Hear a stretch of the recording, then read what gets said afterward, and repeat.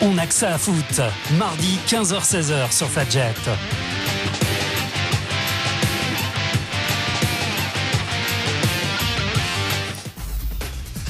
Bonjour à toutes et à tous, bonjour à tous les amateurs de foot.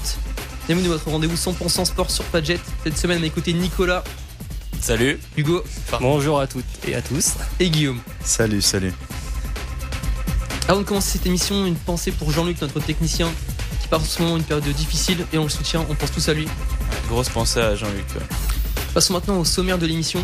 Donc nous retrouvons notre cher Ligue 1 en première partie d'émission pour la 25e journée de notre championnat. Après la pause, nous ferons un point Ligue des Champions à une semaine du début des 8e de finale. Dans la troisième partie de l'émission, Pardon. Dans la troisième partie de l'émission, on continuera à tester nos animateurs avec notre traditionnel quiz. Puis on parlera des championnats étrangers. Enfin, on terminera bien sûr avec la partie locale, avec la chronique de Guillaume sur Nancy. On en reparlera plus tard. On commence dès maintenant avec la Ligue 1. N'hésitez pas bien sûr à réagir sur Twitter en direct de l'émission. Ce week-end se jouait donc la 25e journée de Ligue 1 qui s'est achevée dimanche avec le Classico. Et c'est Nicolas qui va nous parler de ce match. Oui, donc un Classico qui s'est une nouvelle fois soldé donc par une victoire parisienne 2-1. Bon, ce match il avait démarré très fort puisque Ibra, bien servi par Maxwell, a ouvert le score au bout d'1 minute 57 de jeu seulement. Et on remercie Canal pour le but en clair. Hein. Mais oui. Pour les 3 petites minutes qu'ils nous ont laissées, au moins on aura vu un but. Donc merci Canal pour ça. Merci au technicien qui va sûrement se faire virer. Mais non. N'importe quoi. Mais donc on a vraiment quand même craint le pire dans ces premières minutes pour les Marseillais. Pendant les 15 premières minutes, ils ont vraiment pas vu le ballon. Il y a eu Di Maria qui a raté une grosse occasion de tuer le match à la 10e minute de jeu. Mais après Marseille, ils ont quand même repris le monopole du ballon. Ça s'est soldé par un but de Rémi Cabella à la 25e minute de jeu. Donc Paris s'est fait vraiment bouger jusqu'à la 60e minute à peu près, vraiment avec un Lassana Diarra énorme au milieu de terrain marseillais. Mais comme d'habitude, Paris, ils ont repris le monopole du ballon et ils ont fini par s'imposer 2-1. Donc grâce à un but de Di Maria, une nouvelle passe décisive de Ibra. Ibra, ça fait quand même... En 19 titularisations, Ibra il a 21 buts et 8 passes décisives. Donc Hugo, pour un joueur cramé, je trouve que c'est pas trop mal quand même. À chaque fois, Hugo, tu te fais chambrer on là-dessus. attend encore ses grosses perfs en Ligue des Champions. Hein. On verra ça la semaine prochaine. Parce que bon, la Ligue 1, voilà. C'est un contre peu. Des Troyes, contre des Reims, c'est facile, mais contre Barcelone, on se demande encore s'il était sur le terrain. Là, si on est chez les amateurs, là, il joue un peu encore en district et il attend la Coupe de Lorraine, tu vois, pour briller. Donc, on attend un peu, tranquillement. Mais moi, j'attends de le voir en Ligue des Champions face à Chelsea, où ça va être vraiment le tournant de la saison pour les Parisiens. Après, en revenant au match entre Marseille et le PSG, c'est vrai qu'on a eu un début de match très déséquilibré en faveur du Paris Saint-Germain. Et puis, petit à petit, les Marseillais, un peu propulsés par leur public et sous les encouragements du Vélodrome, ont su sortir ambiance au Vélodrome, sortir la tête de l'eau. Et c'est vrai que quand on regarde les stats de fin de match, on se rend compte que le match a été vraiment très très très serré. Que ce soit en termes de possession, on a eu quand même 51% de possession pour Paris et 49% pour Marseille. C'est assez rare pour Paris. Voilà, donc c'est l'une des plus faibles possessions de la saison, donc c'est vraiment très très serré. D'ailleurs, Marseille, dans les 10 premières minutes de la seconde période, ils avaient 70% de possession de balle. Vraiment, ouais, Marseille a ultra dominé à la rentrée des vestiaires. Oui. Et puis surtout à noter, Marseille a frappé plus de fois que le PSG au but. Donc il y a eu quand même un petit manque de réalisme pour les Marseillais. 18 tirs à 11 c'est pour habituel Marseille. Chez eux, un manque d'efficacité devant le but quand même. Et quand on remet ça sur les tirs cadrés, c'est simple. Donc 11 tirs du côté parisien, 3 cadrés pour 2 buts, alors que Marseille c'est 18 tirs et 7 cadrés pour seulement un but. Donc vraiment réalisme chez les Parisiens qui aurait pu faire la différence côté marseillais s'ils avaient eu ce même réalisme. Donc victoire moi au réalisme, je dirais pour le PSG qui n'a pas brillé dans ce match. Victoire aussi un peu à l'usure, les Marseillais, comme habituellement les Parisiens, ils ont repris le monopole du ballon et après Marseille de courir pas après le score mais courir après le ballon, ils ont eu du mal à conclure et non. Ah quoi, pardon, je te laisse terminer. Non, ça va, tu dors Guillaume, mais je vous écoute, j'écoute vos analyses fines et pertinentes. Il est en mode. Alors après, est-ce que le fait que Paris ait pas eu la possession, je crois que Verratti n'était pas là, non? Donc est-ce que il a pas, parce qu'il a un gros impact sur le jeu de Paris, donc est-ce que c'est pas dû à l'absence de Verratti aussi? Mais après Marseille, évidemment, c'était le gros match pour eux. Ils en avaient marre de se faire torcher chaque saison par Paris. Donc ils se sont dit, on va attaquer tambour battant. Ce coup-ci, on va les battre. Et une énième fois, une fois n'est pas coutume, ils ont perdu. Et donc Paris, à défaut d'être brillant, continue de gagner. Donc aussi, c'est bien. C'est aussi la marque d'une grande équipe de savoir gagner quand on n'a pas fait forcément une grosse performance. Non, et puis Paris est quand même resté sur 8 victoires consécutives en Ligue 1, donc c'était pas non plus une petite performance réalisée par les Parisiens auparavant. Et faut se dire aussi que la formation de Cavallini et Laurent Blanc, c'est à peu près celle qu'on retrouvera contre Chelsea. Donc voilà, c'est un premier test pour les Parisiens dans un vélodrome bouillant.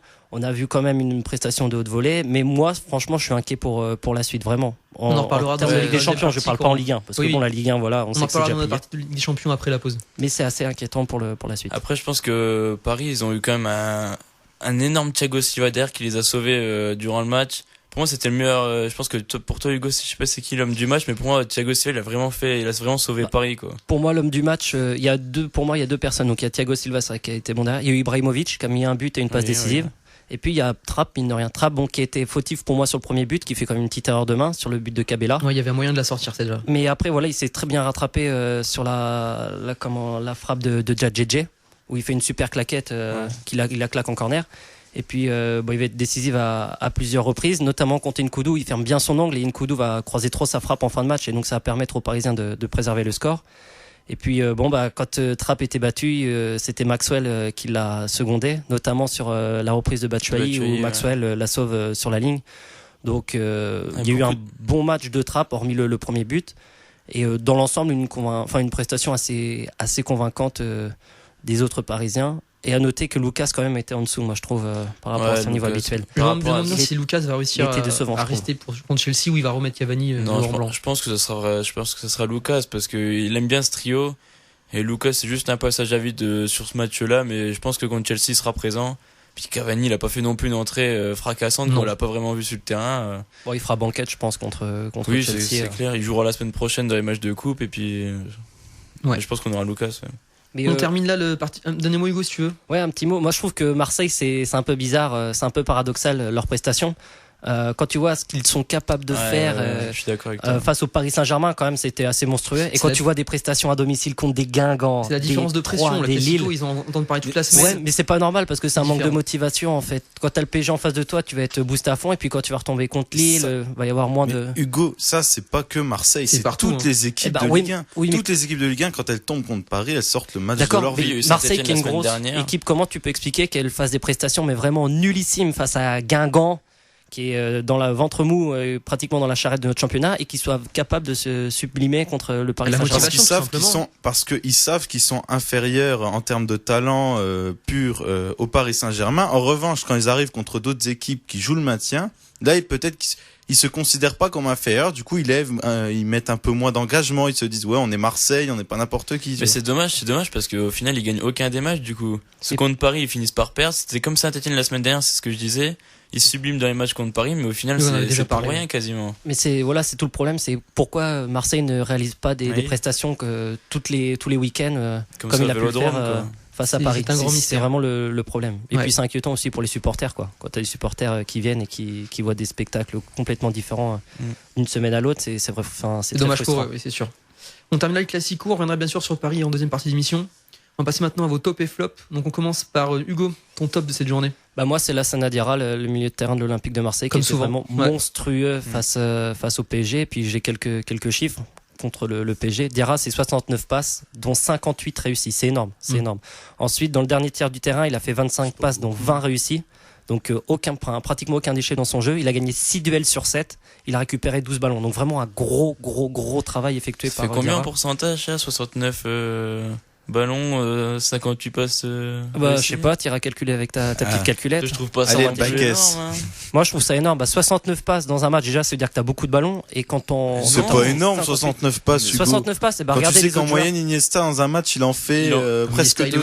Mais les gars, c'est 90. Les gars, on va redescendre d'un nuage, on est en Ligue 1, là. C'est pas beaucoup, 69 de Marseille. 69 passes, c'est pas beaucoup. Moi, je trouve que c'est énorme, justement. Si tu regardes tous les autres joueurs, c'est l'un des joueurs qui a reçu le plus de ballons. Et faut pas oublier aussi qu'il a fait un super retour sur l'action de Nkoudou à la fin du match. Diarra récupère le ballon, il fait une perce au milieu de terrain, et puis ensuite il va lancer Nkoudou sur le côté, qui malheureusement va louper l'occasion de revenir à deux partout. Mais vraiment un très grand match de Diarra. C'est vrai, au milieu il a quand même Mota, il s'est fait manger par Lassana Diarra, vraiment il s'est fait. Rabiot aussi, qu'on n'a pas vu beaucoup. Mota qui a un peu complimenté Il a beaucoup complimenté Diarra aussi hier dans la presse. Ah oui, ouais, c'est vrai. Ouais. Mais tu sens vraiment que Diarra, il pèse vraiment sur cette équipe olympienne et tu sens la différence quand Diarra est absent et quand Diarra n'est pas sûr. là. On enchaîne avec le top de Guillaume maintenant. Moi, j'ai mis Monaco. Alors, vous allez me dire, oui, Monaco, on s'ennuie et tout. Mais mine de rien, Monaco, ça continue d'enchaîner les victoires malgré que ce soit pas toujours parfait dans le jeu, que niveau spectacle, c'est pas très ronflant, c'est pas très spectaculaire, mais ça gagne.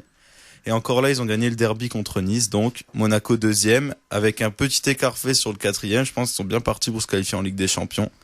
Et encore, un bravo quand même à Leonardo Jardim, qui est, à mon sens, un entraîneur un peu sous-coté. Ouais, pour moi, sous-coté. Largement sous-coté, sûrement. Qui n'avait même pas été récompensé par ses pairs l'an dernier, d'ailleurs. C'est vrai, c'était un peu dommage. Préféré. Mais il a une bonne cote dans le BTP au Portugal, c'est un très bon... Non, mais non, arrêtez, tout le monde le fait, oh là là. Bon, très bon maçon. Avec le top de Nicolas. Oui, donc moi j'aimerais bien souligner la performance de Reims, donc ils se sont imposés 2-0 ce week-end du côté de chez Hugo à Caen. Bon, c'est pas pour te chambrer que je mets Reims, mais non, il est pas. Non, mais ils ont été bons ce week-end. J'ai vu le match, ils ont été bons. La victoire est méritée. La victoire est méritée. Ben j'ai pas vu le match hier, mais non mais c'est pas mal. J'ai pas vu le match, mais résultat, ils ont cette semaine ils ont remporté quand même 2 victoires, donc ils ont reçu Angers cette semaine, ils ont gagné 2-1. Oui, ils étaient menés même 1-0. Ils se sont déplacés à Caen, ils gagnent 2-0, donc voilà, ça fait 2 victoires d'affilée pour Reims, ça leur permet pas vraiment de respirer parce qu'ils ont 3 points d'avance sur la zone de relégation, mais c'est quand même un point bonus. En plus, faut savoir que Reims, la semaine prochaine, ils reçoivent Bastia, qui est la pire équipe à l'extérieur. Donc ça pourrait leur permettre d'enchaîner une 3e victoire de rang, donc ça serait pas mal pour les Rémois. Alors, est-ce que Reims va finir dans la charrette, parce que tu nous avais dit ça au tout début. Je sais que j'ai souvent dit ça, pour moi oui. C'est pas pour ça mais j'espère pas après. Il reste encore pas mal de journées, faut pas dire. Oui, il resterait une journée, tout est faisable. Mais très bon joueur à Reims, Bifouma là qu'ils ont recruté, l'attaquant, très très rapide et costaud au duel. Il a d'ailleurs c'est lui qui a marqué le premier but en prenant Adeoti de la tête, l'avantage sur Adeoti. Et puis derrière aussi, ils ont recruté El Kaoutari, l'ancien défenseur de Montpellier, qui était très très bon. J'ai même pas suivi ça. Qui était très très bon ce week-end. Et puis comme d'habitude, Depréville toujours au top. Reims avait mis une tactique assez défensive. Je crois qu'ils jouaient avec 5 défenseurs, non? Ils étaient partis en fait en 4-2-3-1 avec Bifouma vraiment en pointe. Et une fois qu'ils ont mené au score, ils ont replacé à 5 défenseurs avec notamment la charnière Tech Alfred Aïssa Mandi qui était pareil très très forte ce week-end. Ils ont mis vraiment une leçon de football à Caen, il n'y a rien à dire. Vraiment, Reims a été plus fort que Caen, tout simplement. Très bien, merci Hugo. On sait que ça va être un peu difficile pour toi de dire ça, mais... Non, mais je dis la vérité. C'est très bien, tu as raison. Quand une équipe est plus forte, faut le dire, et voilà. On passe maintenant donc au flop de cette journée. Hugo, tu as choisi quelle équipe? Moi, c'est les Girondins de Bordeaux, qui ont encore pris une tannée ce week-end face à Saint-Etienne. Ils en ont encore pris 4 à domicile. C'est la deuxième fois après le match à Caen où ils avaient pris aussi 4-1. Et quand on regarde le bilan des 5 derniers matchs, toutes compétitions confondues, c'est pas brillant pour Bordeaux. Ils ont subi 2 défaites très très lourdes en Ligue 1. Donc ils ont pris un 3-0 à Lyon la semaine dernière et le 4-1 ce week-end. Cette semaine, mercredi. On peut dire que les adversaires soignent leur différence de but contre Bordeaux. Ils sont surtout plaisir. C'est vraiment opération porte ouverte. Après, il y a eu une victoire 4-0 contre Rennes, qu'on peut mettre un peu à part. Et puis le nul en championnat face à Nantes 2-2. Et puis surtout l'élimination en demi-finale de la Coupe de la Ligue où encore là ils en ont pris 5. Donc des 5-1, des 4-1, des 3-0, c'est vraiment opération porte ouverte. Alors des charges quand même, ils ont quand même une pénurie de blessés Bordeaux. Une pénurie de blessés, c'est sûr que ça se dit comme ça. Pénurie de blessés, je sais pas. C'est pas de me donner des leçons de français, mais monsieur Marius. Une pénurie de blessures en défense, à part Carasso qui est out jusqu'à la fin de saison, ils ont quand même leur charnière habituelle avec leurs latéraux habituels, Gilbert notamment. Et puis après voilà, moi où tu peux rebondir au niveau des joueurs, c'est peut-être le mercato, parce que quand tu perds ton capitaine Henri Cévé et ton meilleur passeur Wabi Kazri, quand même c'est vraiment une grosse perte pour l'équipe. On sait pas trop c'est quoi le projet en fait à Bordeaux. On sait pas s'ils veulent retrouver le haut de tableau, on dirait qu'ils veulent juste se maintenir. Mais ils ont fait quand même un recrutement intelligent quand tu regardes avec Bernardoni. Oui, mais autant bouleverser l'équipe, c'est compliqué pour eux. Bernardoni, pour le moment, il enchaîne. Après Bernardoni, c'est vrai qu'il était fautif à Lyon, il était encore fautif face à Saint-Etienne, donc c'est assez dur. Bernardoni, c'est mon flop, donc on va enchaîner. Pas trop. Je me tais. Donc voilà, mon flop, c'était les Girondins de Bordeaux. Ouais, donc moi, mon flop, c'est peut-être un peu sévère du coup de mettre Bernardoni, je sais pas. Il a fait que 2 matchs avec Bordeaux, il a encaissé quand même 7 buts en 2 matchs, ça fait quand même beaucoup. Oui. Mais bon, après, à sa décharge quand même, Bernardoni, il vient d'arriver en plus, comme t'as dit, dans une équipe, il y a beaucoup de blessés, qui en plus défensivement, en ce moment, ils sont mal en point quand même, Bordeaux. Il est jeune, il a quand même stoppé un penalty ce week-end. Oui, il a arrêté un penalty, oui. C'est vrai, face à Sunderland. quand même, faut lui. Je vois quand même contre Saint-Etienne, au moins 2 buts sont pour lui à Bernardoni quand même. Il y a un manque de communication sur le premier but parce que il se trouve en fait parce qu'il sort et la balle lui passe au-dessus et puis après Crivelli qui lobe, je crois. Et après c'est Pajot qui la reprend, donc c'est vrai que le premier but il sort un peu à la pêche. On se demande surtout le second, moi. Il bouge pas son angle et il permet à qui c'est qui marque le second but à Saint-Etienne le second but inscrit par Saint-Etienne, c'est l'œuvre de Tanan, la nouvelle recrue à la 7e minute. C'est vrai que Tanan a fait aussi un gros boulot. C'est vrai que Saint-Etienne a recruté 4 attaquants au mercato alors. Nolan Roux, enfin offensif, ouais. Non, Roux était déjà là. Ça fait longtemps qu'il est là. Oui, Guillaume. T'es sûr? Ah oui, depuis le début de saison. Il était pas parti. Ça fait au moins 1 an et demi qu'il est là. Non, il était sur la liste. Excusez-moi, je suis pas en forme. Mais ça se peut qu'ils en ont recruté 4, au moins 3. Soderlund déjà. Soderlund, Solnes, de Rosenborg, deux de Rosenborg et Tanan. Et Tanan, ouais. Tanan, il était fort d'ailleurs ce week-end. C'est bien, si Saint-Etienne veut enfin se mettre à marquer, on va pas dire, on n'est pas contre ça. Ils ont toujours une culture du jeu offensif. Mais tu vois, Saint-Etienne, ils avaient du mal. Le match contre Paris, ils sont sublimés contre Paris, ça leur a permis peut-être de se dire, on est mieux, quoi. Parce qu'ils sont imposés cette semaine 1-0 contre Rennes. Là, ils gagnent 4-1 à Bordeaux, donc peut-être que Marseille, ça ils n'ont pas non plus rencontré des équipes qui étaient très en forme. Hein. Ouais. Rennes, c'est les montagnes russes. Bordeaux pareil. Ouais. On est un peu à court de temps, Guillaume. Tu me fais très vite ton flop de cette journée. Moi, flop, j'ai mis le Paris Saint-Germain. D'accord. T'es malade? Parce que pour une fois, ils ont gagné en jouant mal. Donc, je les mets dans les flops et je les mets aussi dans les flops pour quand Nicolas Noël, qui est un fervent supporter de cette équipe, voit enfin l'effet que ça fait d'être dans les flops. Voilà, Sinon, j'ai mis un autre flop, évidemment. Je suis pas resté là, je suis pas comme ça. Là.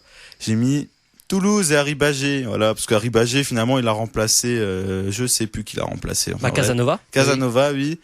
Et puis finalement, il apporte rien à cette équipe, c'est même encore pire. Donc, voilà. Donc, comme faut faire rapide, je développe pas trop. Non, c'est bien. Moi, j'aimerais bien juste réagir vite fait pour Paris. Oui, très vite alors. Très vite. Ah, ça y est. Ce que tu pour vas une dire. équipe en flop, tu vois, c'est quand même la 9e victoire d'affilée. Non, mais c'était ironique, Nicolas. Ah. C'était pas, j'étais pas sérieux. On continuera après la pause avec Paris. Tout de suite, je vous laisse avec Ed Sheeran. Vraiment pris au Sing. sérieux.